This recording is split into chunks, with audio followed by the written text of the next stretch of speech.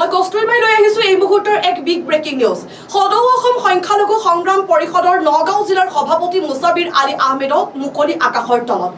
ঠিকেই শুনিছে, যোৱাকালি সদৌ অসম গৰিয়া জাতীয় পৰিষদে সদৌ অসম সংখ্যালঘু সংগ্ৰাম পৰিষদৰ নগাঁও জিলা সমিতিৰ সভাপতি মুছাবিৰ আলী আহমেদৰ বিৰুদ্ধে জাজৰি থানাত এক এজাহাৰ দাখিল কৰিছিল আৰু নিশা অসম সংখ্যালঘু সংগ্ৰাম পৰিষদৰ নগাঁও জিলাৰ সভাপতি আহমেদক তেওঁৰ নিজ বাসগৃহৰ পৰাই জাজৰি আৰক্ষীয়ে আটক কৰে যদিও খুদা পোছাৰ অন্তত ৰাতিয়ে মুকলি কৰি দিয়ে মুকলি আকাশৰ তলত।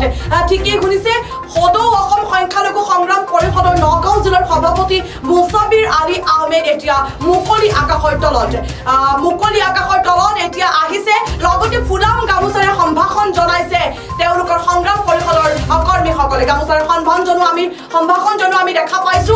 যোৱাকালি সদৌ অসম গৰিয়া জাতীয় পৰিষদে সদৌ অসম সংখ্যালঘু সংগ্ৰাম পৰিষদৰ নগাঁও জিলা সমিতিৰ সভাপতি মুছাবিৰ আলী আহমেদৰ বিৰুদ্ধে জাজৰি থানাত এখন এজাহাৰ দাখিল কৰিছিল আৰু এজাহাৰখন দাখিল কৰাৰ পাছতে তেওঁক নিজ বাসগৃহৰ পৰাই আটক কৰিছিল যদিও সোধা পোছা কৰি বৰ্তমান এৰি দিছে মুকলি আকাশৰ তলত।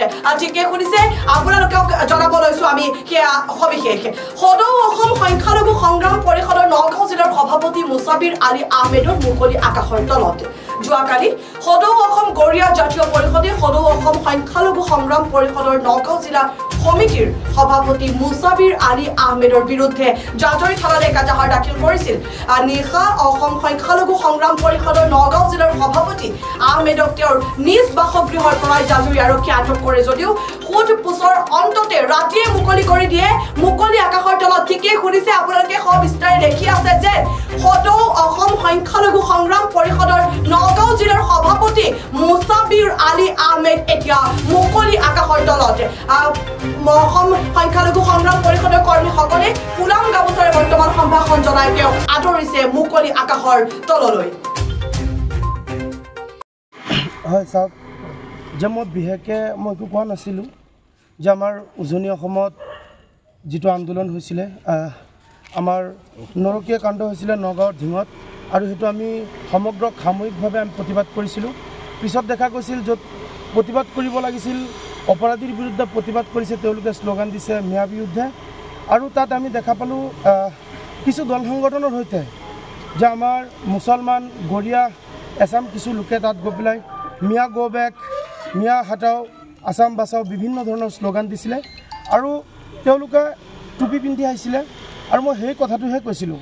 গতিকে মই নাজানো যে অসম চৰকাৰে কি কৰিব বিচাৰিছে, আৰু তেওঁলোকে মোক আটক কৰিছিল যদিও মোক মাতিছিল, মই আহিছিলোঁ আৰু লগে লগে মোক আটক কৰি লৈ গৈছিলে। গতিকে এটা কথা স্পষ্ট যে আমি অসম সংখ্যালঘু সংগ্ৰাম পৰিষদে কেতিয়াও অন্যায়ক আমি প্ৰশ্ৰয় নিদিওঁ, আমি অন্যায়ৰ বিৰুদ্ধে কথা কওঁ, আমি নিজে অন্যায় নকৰোঁ। গতিকে আমাৰ কিছুমান কথাত যিবোৰ কথা আমি আপোনাৰ কাউণ্টাৰ দিব লগা হয়, আমি প্ৰতিক্ৰিয়া প্ৰকাশ নকৰোঁ। তেওঁলোকে যিখিনি কৰে তাৰ বিৰুদ্ধে আমি আমাৰ নিজৰ আত্মসন্মান ৰক্ষাৰ কাৰণে কিছু কথা কওঁ, কিন্তু সেইবোৰ কথাটো যেতিয়া নেকি আমাক গ্ৰেপ্তাৰ কৰে, ইয়াতকৈ আৰু ক'বলগীয়া মোৰ একোৱেই নাই। যিহেতু আজি মই বিশেষকৈ মোৰ সংগ্ৰামী সতীৰ্থ আৰু মোৰ লগত থকা বিশেষকৈ ব্যৱসায়িক সমাজ আৰু বিভিন্ন সমাজৰ যিসকল মোৰ বন্ধুসকলে আজি সঁহাৰি জনাইছে, মই সকলোকে মই চিৰকৃতজ্ঞ।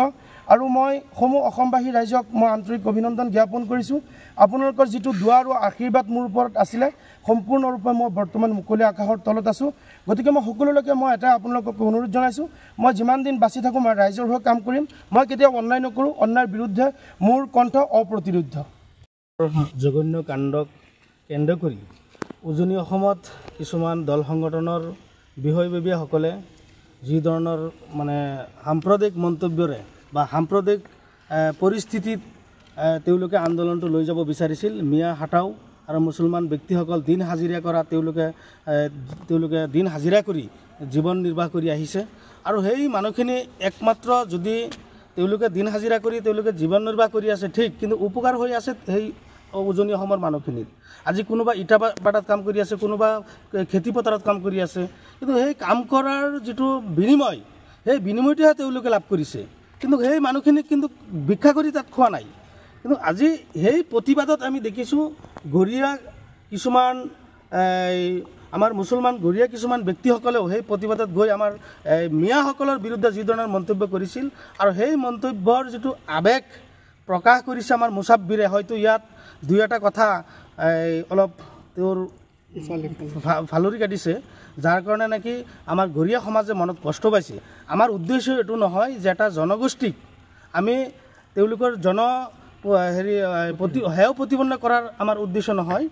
আৰু ইতিমধ্যে আমাৰ জিলা সভাপতিৰ লগত এই ক্ষেত্ৰত মই আলোচনা কৰি আছোঁ যে আমাৰ কিছুমান বক্তব্য, যিটো বক্তব্যৰ কাৰণে, যিটো মন্তব্যৰ কাৰণে এটা জনগোষ্ঠীৰ মানুহে কষ্ট পায়, এইটো আমি কেতিয়াও নিবিচাৰোঁ। সেইকাৰণে যদি তেখেতে মন্তব্য এটা কৰিছে আৰু তৎক্ষণাৎভাৱেও বিভিন্ন ফালৰ পৰাও প্ৰতিক্ৰিয়া আহিছে, গতিকে আমি দুখিত তেখেতে এটা মন্তব্য কৰিছে। এনেকুৱা মন্তব্যৰ পৰা আমি বিৰত থাকিবলৈ আমি জিলা সভাপতিক মই আহ্বান জনাইছোঁ।